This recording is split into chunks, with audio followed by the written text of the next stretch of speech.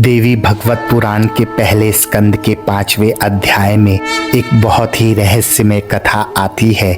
बहुत समय पहले देवता और दैत्य 10,000 सालों तक युद्ध करते रहे। इस लंबे युद्ध से भगवान विष्णु बहुत थक गए और पृथ्वी पर रखे एक धनुष पर सर टिकाकर योग निद्रा यानी गहरी ध्यान अवस्था में चले गए।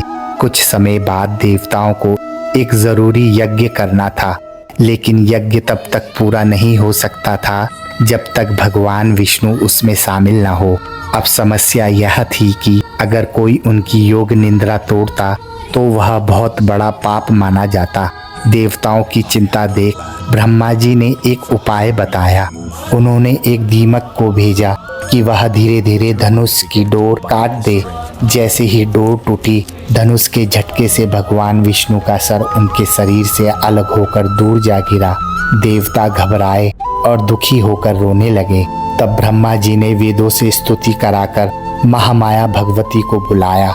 देवी प्रसन्न होकर प्रकट हुई और उन्होंने बताया कि ऐसा क्यों हुआ। देवी ने कहा, एक बार भगवान विष्णु ने लक्ष्मी जी को देखकर अचानक हंस दिया था। इससे लक्ष्मी जी को बहुत क्रोध आ गया।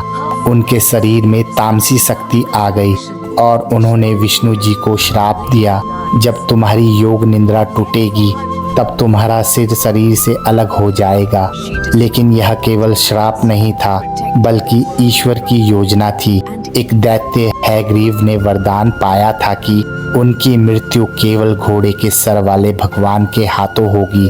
तब देवी के संकेत पर देवताओं ने घोड़े का सिर लाकर भगवान विष्णु के शरीर पर लगा दिया।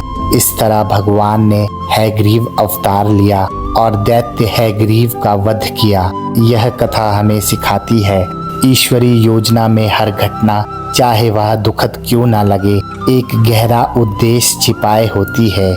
जहाँ भक्त का हृदय अटल रहता है, वहाँ विनाश भी सृजन का मार्ग बन जाता है।